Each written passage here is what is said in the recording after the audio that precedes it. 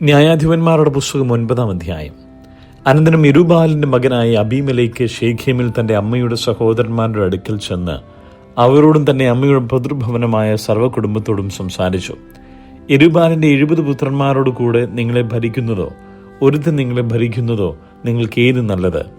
ഞാൻ നിങ്ങളുടെ അസ്ഥിയും മാംസവും ആകുന്നുവെന്ന് ഓർത്തുകൊള്ളുവിൻ എന്ന് ശേഖേമിലെ സകല പൗരന്മാരോടും പറവിൻ എന്ന് പറഞ്ഞു.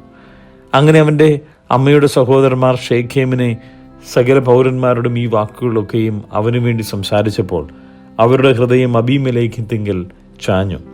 അവൻ നമ്മുടെ സഹോദരനല്ലോ എന്നവർ പറഞ്ഞു. പിന്നെ അവർ ബാൽവെരീത്തിന്റെ ക്ഷേത്രത്തിൽ നിന്ന് 70 വെള്ളിക്കാശ് എടുത്ത് അവന് കൊടുത്തു. അതിനെ കൊണ്ട് അബീമേലെക്ക് തുമ്പുകെട്ടവരും നിസാരന്മാരുമായ ആളുകളെ കൂലിക്ക് വാങ്ങി അവർക്ക് നായകനായി തീർന്നു. അവൻ ഒഫ്രയിൽ തന്റെ അപ്പന്റെ വീട്ടിൽ ചെന്ന് യെരുബ്ബാലിന് പുത്രന്മാരായി തന്റെ സഹോദരന്മാരായ 70 പേരെയും ഒരു കല്ലിന്മേൽ വെച്ച് കൊന്നു. എന്നാൽ യെരുബ്ബാലിന്റെ ഇളയ മകനായ യോഥാം ഒളിച്ചു കളഞ്ഞതുകൊണ്ട് ശേഷിച്ചു. അതിനുശേഷം ശേഖേമിലെ സകല പൗരന്മാരും മില്ലോ ഗ്രഹമൊക്കെയും ഒരുമിച്ചു കൂടി ചെന്ന് ശേഖേമിലെ ജ്ഞാപക സ്തംഭത്തിനരികെയുള്ള കരുവേലകത്തിങ്കൽ വെച്ച് അബീമേലെക്കിനെ രാജാവാക്കി.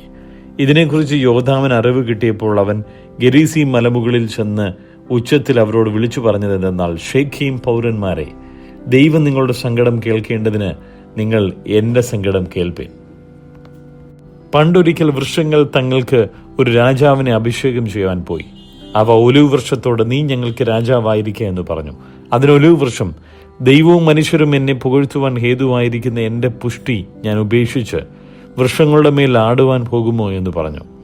പിന്നെ വൃക്ഷങ്ങൾ അത്തിവൃക്ഷത്തോട്, നീ വന്ന് ഞങ്ങൾക്ക് രാജാവായിരിക്കുക എന്ന് പറഞ്ഞു. അതിന് അത്തിവൃക്ഷം, എന്റെ മധുരവും വിശേഷപ്പെട്ട പഴവും ഞാൻ ഉപേക്ഷിച്ച് വൃക്ഷങ്ങളുടെ മേൽ ആടുവാൻ പോകുമോ എന്ന് പറഞ്ഞു.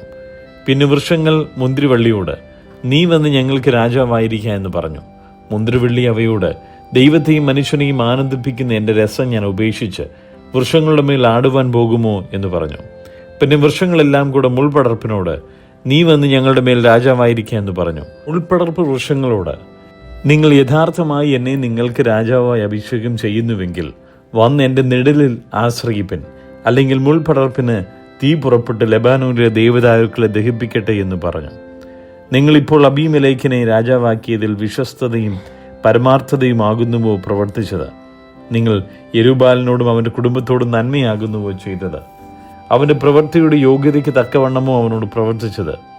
എൻ്റെ അപ്പൻ തൻ്റെ ജീവനെ ഗണ്യമാക്കാതെ നിങ്ങൾക്ക് വേണ്ടി യുദ്ധം ചെയ്ത് മിദ്യാന്റെ കയ്യിൽ നിന്ന് നിങ്ങളെ രക്ഷിച്ചിരിക്കെ നിങ്ങൾ ഇന്ന് എൻ്റെ അപ്പൻ്റെ ഗ്രഹത്തിന് വിരോധമായി എഴുന്നേറ്റ് അവൻ്റെ പുത്രന്മാരായ 70 പേരെയും ഒരു കല്ലിന്മേൽ വെച്ച് കൊല്ലുകയും അവൻ്റെ ദാസിയുടെ മകനായ അബീമേലെക്ക് നിങ്ങൾക്ക് സഹോദരനായിരിക്കൊണ്ട് അവനെ ശേഖേം പൗരന്മാർക്ക് രാജാവാക്കുകയും ചെയ്തുവല്ലോ.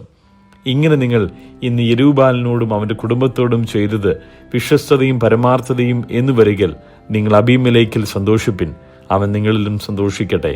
അല്ലെങ്കിൽ അബീമേലെക്കിൽ നിന്ന് തീ പുറപ്പെട്ട് ശേഖേം പൗരന്മാരെയും മില്ലോ ഗ്രഹത്തെയും ദഹിപ്പിക്കട്ടെ.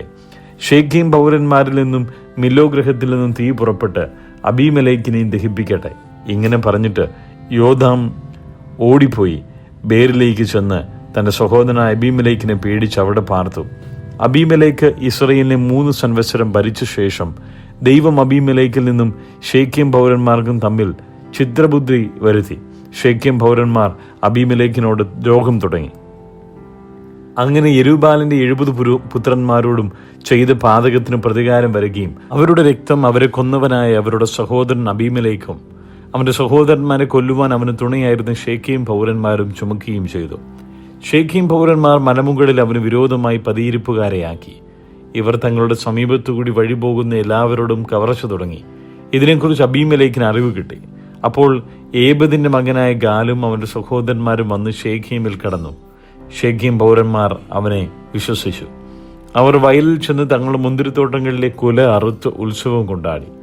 തങ്ങളുടെ ദൈവന്റെ ക്ഷേത്രത്തിൽ ചെന്ന് തിന്നുകുടിക്കുകയും അബീമേലെക്കിനെ ശപിക്കുകയും ചെയ്തു. ഏബദിന്റെ മകനായ ഗാൽ പറഞ്ഞത്, അബീമേലെക്കിനെ നാം സേവിക്കേണ്ടതിന് അവനാർ? ശേഖേമാർ. അവൻ യെരുബ്ബാലിന്റെ മകനും സെബൂൽ അവന്റെ കാര്യസ്ഥനുമല്ലയോ?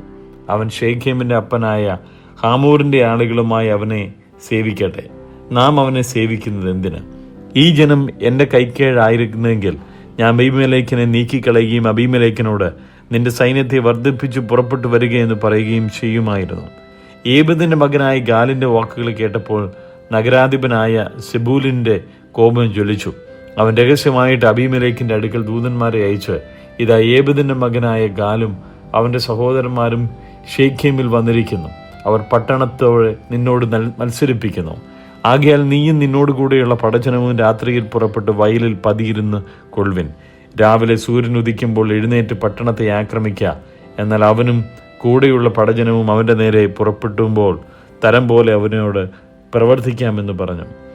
അങ്ങനെ അബീമേലെക്കും കൂടെയുള്ള പടജനമൊക്കെയും രാത്രിയിൽ പുറപ്പെട്ട് ഷേഖേമിനരികെ 4 കൂട്ടമായി പതിയിരുന്നു. ഏബദിന്റെ മകനായ ഗാൽ പുറപ്പെട്ട് പട്ടണത്തിന്റെ ഗോപുരത്തിങ്കിൽ നിന്നപ്പോൾ അബീമേലെക്കിന്റെ കൂടെ ഉള്ള പടജനവും പതിയിരിപ്പിൽ നിന്ന് എഴുന്നേറ്റു. ഗാൽ പടജനത്തെ കണ്ടപ്പോൾ അതാ പർവ്വതത്തിന് മുകളിൽ നിന്ന് പടജനം ഇറങ്ങി വരുന്നുവെന്ന് സെബൂലിനോട് പറഞ്ഞു. സെബൂൽ അവനോട്, പർവ്വതങ്ങളുടെ നിഴൽ കണ്ടിട്ട് മനുഷ്യരെന്ന് നിനക്ക് തോന്നുകയാകുന്നു എന്ന് പറഞ്ഞു. ഗാൽ പിന്നെയും, അതാ പടജനം ദേശമധ്യേ ഇറങ്ങി വരുന്നു, മറ്റൊരു കൂട്ടവും പ്രാശ്നികക്കാരുടെ കരുവേരകത്തിന് സമീപത്തുകൂടെ വരുന്നു എന്ന് പറഞ്ഞു. സെബൂൽ അവനോട്, നാം അബീമേലെക്കിനെ സേവിക്കേണ്ടതിന് അവൻ ആരെന്ന് പറഞ്ഞ് നിന്റെ വായി ഇപ്പോൾ എവിടെ? ഇത് നീ പുച്ഛിച്ച പടജനമല്ലയോ? ഇപ്പോൾ പുറപ്പെട്ട് അവരോട് പൊരുതുക എന്ന് പറഞ്ഞു. അങ്ങനെ ഗാൽ ഷേഖേം പൗരന്മാരുമായി പുറപ്പെട്ട് അബീമേലെക്കിനോട് പടവെട്ടി. അബീമേലെക്കിന് മുമ്പിൽ അവൻ തോട്ടോടി. അവൻ അവനെ പിന്തുടർന്ന് പടിവാതിൽ വരെ അനേകം പേരെ ഹതന്മാരായി വീണുപോകും. അബീമേലെക്ക് അരൂമയിൽ താമസിച്ചു.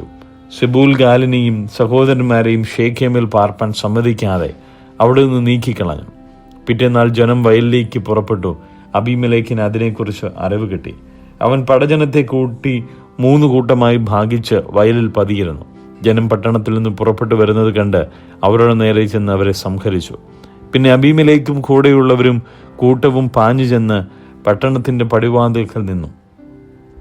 മറ്റേ കൂട്ടം 2 വയലിലുള്ള സകല ജനത്തിന്റെയും നേരെ പാഞ്ഞു ചെന്ന് അവരെ സംഹരിച്ചു.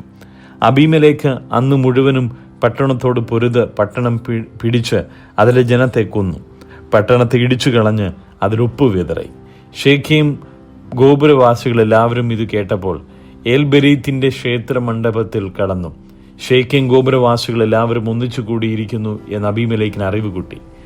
അബീമേലെക്ക് കൂടെയുള്ള പടജനമൊക്കെയും സൽമോൻ മലയിൽ കയറി അബീമേലെക്ക് കോടാലി എടുത്തൊരു മരക്കൊമ്പ് വെട്ടി ചുമലിൽ വെച്ചു. തന്റെ പടജനത്തോട്, ഞാൻ ചെയ്തത് നോക്കി നിങ്ങളും വേഗം അതുപോലെ ചെയ്യുവിനെന്ന് പറഞ്ഞു. പടജനമെല്ലാം അതുപോലെ ഓരോരുത്തൻ ഓരോ കൊമ്പ് വെട്ടി അബീമേലെക്കിന്റെ പിന്നാലെ ചെന്ന് മണ്ഡപത്തിനരികെയിട്ട് തീ കൊടുത്ത് മണ്ഡപത്തോടു കൂടെ അവരെ ചുട്ടുകളഞ്ഞു. അങ്ങനെ ഷേഖേം ഗോപുരവാസികളൊക്കെയും പുരുഷന്മാരും സ്ത്രീകളുമായി ഏകദേശം 1000 പേർ മരിച്ചുപോയി. അനന്തരം അബീമേലെക്ക് തേബസിലേക്ക് ചെന്ന് തേബസിന് വിരോധമായി പാളയമിറങ്ങി അതിനെ പിടിച്ചു. പട്ടണത്തിനകത്ത് ഉറപ്പുള്ള ഒരു ഗോപുരമുണ്ടായിരുന്നു. അവിടേക്ക് സകല പുരുഷന്മാരും സ്ത്രീകളും പട്ടണത്തിലുള്ളവരും ഒക്കെയും ഓടിക്കയറി വാതിലടച്ചു ഗോപുരത്തിന് മുകളിൽ കയറി. അബീമേലെക്ക് ഗോപുരത്തിനരികെ എത്തി അതിനെ ആക്രമിച്ചു. അതിന് തീ കൊടുത്തു ചുട്ടുകളയേണ്ടതിന് ഗോപുരവാതിലിനടുത്ത് ചെന്നു. അപ്പോൾ ഒരു സ്ത്രീ തിരിക്കല്ലിന്റെ പിള്ള അബീമേലെക്കിന് തലയിലിട്ട് അവന്റെ തലയോട് തകർത്തു കളഞ്ഞു. ഉടനെ അവൻ തന്റെ ആയുധവാഹനായ ബാലിഖാനെ വിളിച്ച്, ഒരു സ്ത്രീ എന്നെ കൊന്നുവെന്ന് പറയാതിരിക്കേണ്ടതിന് നിന്റെ വാൾ ഊരി എന്നെ കൊല്ലുക എന്നവനോട് പറഞ്ഞു. അവന്റെ ബാലിഖാരൻ അവനെ കുത്തി. അങ്ങനെ അവൻ മരിച്ചു. അബീമേലെക്ക് മരിച്ചുപോയി എന്ന് കണ്ടപ്പോൾ ഇസ്രായേല്യർ താന്താങ്ങളുടെ സ്ഥലത്തേക്ക് മടങ്ങിപ്പോയി. അബീമേലെക്ക് തന്റെ 70 സഹോദരന്മാരെ കൊന്നതിനാൽ തന്റെ അപ്പനോട് ചെയ്തിട്ടുള്ള പാതകത്തിന് ദൈവം ഇങ്ങനെ പകരം ചെയ്തു. ഷേഖേം നിവാസികളുടെ സകല പാതകങ്ങളും ദൈവം അവരുടെ തലമേൽ വരുത്തി. അങ്ങനെ യെരുബ്ബാലിന്റെ മകനായ യോഥാമിന്റെ ശാപം അവരുടെ മേൽ വന്നു.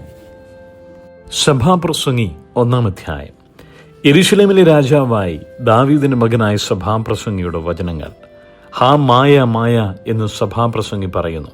ഹാ മായ മായ, സകലവും മായയത്രേ. സൂര്യന് കീഴിൽ പ്രയത്നിക്കുന്ന സകല പ്രയത്നത്താലും മനുഷ്യൻ എന്തു ലാഭം? ഒരു തലമുറ പോകുന്നു, മറ്റൊരു തലമുറ വരുന്നു, ഭൂമിയോ എന്നേക്ക് നിൽക്കുന്നു. സൂര്യൻ ഉദിക്കുന്നു, സൂര്യൻ അസ്തമിക്കുന്നു, ഉദിച്ച സ്ഥലത്തേക്ക് തന്നെ ബന്ധപ്പെട്ടു ചെല്ലുന്നു. കാറ്റ് തെക്കോട്ട് ചെന്ന് വടക്കോട്ട് ചുറ്റി വരുന്നു. അങ്ങനെ കാറ്റ് ചുറ്റി ചുറ്റി തിരിഞ്ഞുകൊണ്ട് പരിവർത്തനം ചെയ്യുന്നു. സകല നദികളും സമുദ്രത്തിലേക്ക് ഒഴുകി വീഴുന്നു, എന്നിട്ടും സമുദ്രം നിറയുന്നില്ല. നദികൾ ഒഴുകി വീഴുന്ന ഇടത്തേക്ക് പിന്നെയും പിന്നെയും ചെല്ലുന്നു.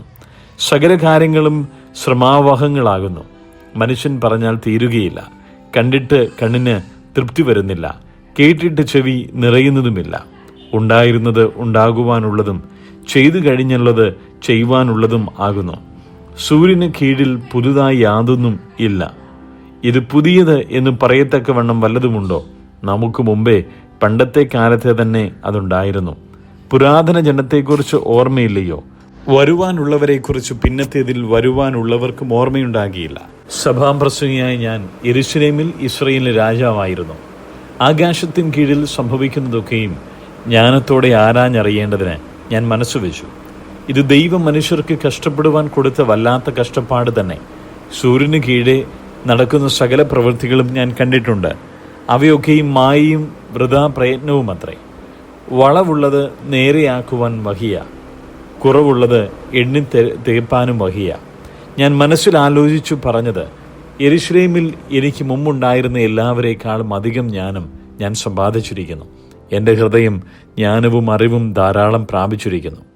ജ്ഞാനം ഗ്രഹിപ്പാനും ഭ്രാന്തും ഭോഷത്വവും അറിയുവാനും ഞാൻ മനസ്സുവെച്ചു. ഇതും വൃഥാ പ്രയത്നമെന്ന് കണ്ടു. ജ്ഞാനബാഹുല്യത്തിൽ വ്യസനബാഹുല്യമുണ്ട്.